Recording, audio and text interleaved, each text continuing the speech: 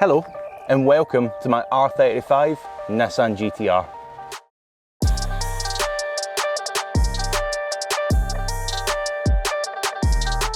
So I did cover the modifications that's been done to this particular car in a previous video, but for those of you who haven't seen it, and because I quite like talking about them, let's recap. The exhaust is wicked. Frequency intelligence system, really good quality, sounds amazing. You'd think they'd be paying me to say these things, but they really aren't. I just really am a big fan of the exhaust. Valved as well, so it shuts up pretty good on the motorway. I don't know if that's just getting old, but I can't handle that exhaust drone anymore. Sucks the fun out of drives for me. The wheels are from a company over in the States, Speed by Design, slightly wider than the originals as well, so that tends to counteract some of the wiggly tail action that these GTRs can be a bit prone to. Also, look, the absolute dog's danglies in that copper slip bronze colour, I think. So what you're putting on YouTube, anything interesting? Oh, just car stuff. He's got some walk on him. It's good, it looks like a monkey. What a swagger. I think he looks like a monkey. He does look like a monkey, I guess, aye. Visually, we're still rocking the Litchfield side stripes. It's amazing how many less people try and race you on the roads when you've got them on. I wonder why. And honestly, I don't think you should really do too much more to these cars. It's a handsome looking brute, I think. Even 14, 15 years on from release, I still think it's got proper presence about it.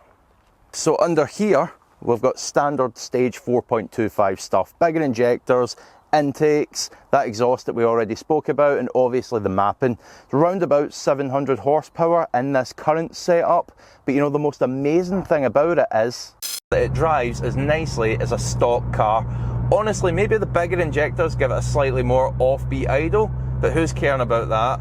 Stage 4.25, I've heard a lot of people say that it is the sweet spot for these GTRs, and I'm kind of inclined to agree, because on one hand, you've got a car malleable and compliant enough that your mum could drive it about, quite honestly, and on the other hand,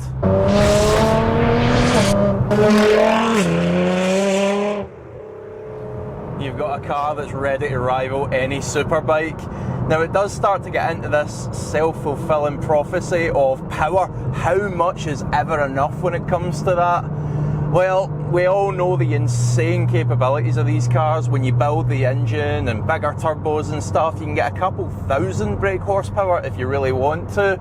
But when it starts to come at the question of reliability and, more importantly, drivability of the car, which is what I love that that stage 4.25 is retained, I start to wonder if it's actually worth going for these extreme powers. Now, we do have a 1600 brake horsepower GTR coming on the channel really soon, so maybe that will change my mind.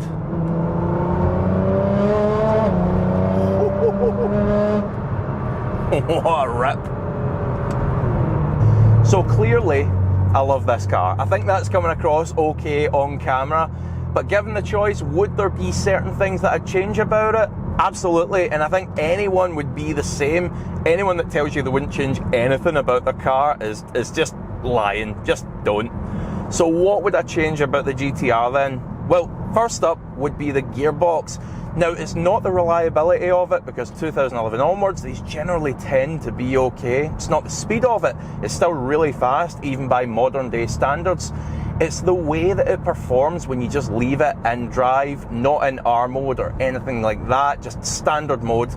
You end up just bogging around at about 1800 RPM because the car's constantly trying to get into the highest gear possible.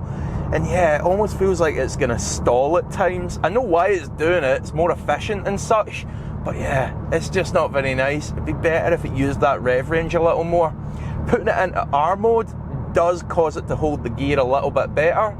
It's more to the way I would like it, but being in R mode speeds up those gear changes, increases the wear, or speeds up the wear on the gearbox, I should say, and the clutches, so I don't really like that aspect. So 9 times out of 10, I end up just driving it in manual. Now, my next gripe with the GTR may seem a bit oddly specific, to be honest with you, and let me tell you, if you own a GTR and you haven't noticed this already, next time you get in the car, you're gonna notice this. It's a gripe that always gets me every time I'm behind the wheel of one of these, and it's the weighting of the throttle pedal. It just feels off to me. It feels alarmingly light, And I think I know why this is, because the weight of the steering and the brake pedal weight is kind of what I would expect, perfect for the car. They feel quite meaty, quite substantial, but that throttle is unbelievably light. It feels like they've lifted it right out of the Nissan Duke, along with these indicator stalks. Do you remember when the GTR was first out, or even the first few years of production? It was absolutely slammed by the motoring press for having too many computers, and it practically drove itself, and it wasn't driver engaging. I was thinking about this lately, right? And that's almost been flipped on its head, because I think you could argue now that given the context of, you know, modern cars where we've got Ford pickups that come out the factory with super clever 9-speed dual clutch gearboxes, we've got Ford Focuses that predict potholes in the road before they reach them. I think the GTR could almost be argued now to be a bit of a mechanical dinosaur. You take someone out of the modern day Tesla, for example, drop them in a GTR, the last thing in the world that guy is going to say nowadays is, oh wow, that thing's really technologically advanced. He's probably going to say that's a bit of an old mechanical clanker with its dual prop shafts running underneath and gearbox at the back and really mechanically noisy gearbox going on. It's interesting how that shifted. Maybe the GTR starts to appeal to a different market that once thought it was too computer heavy, but nowadays it's actually quite mechanical. Car is so undeniably ASBO. That's like 18 miles an hour. It just sounds really bad.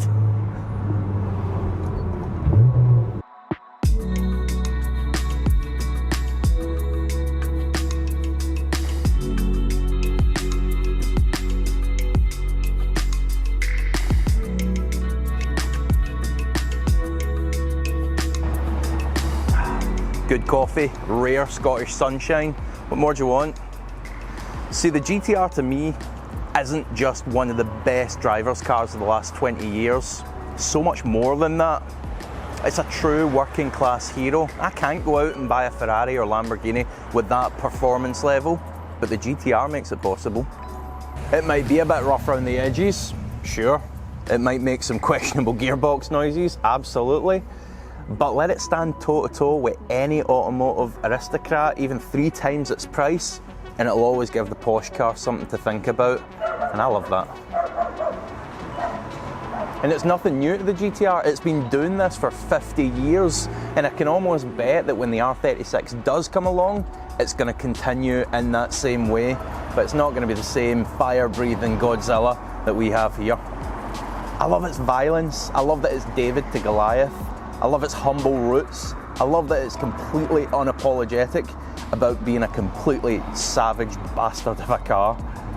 Now, if you're thinking about buying one of these, and you probably should, click in the top right hand corner now and I'll take you through everything that you need to know before you go off and buy one. Now, thank you so much for watching. Please do hit that like button and consider subscribing as well.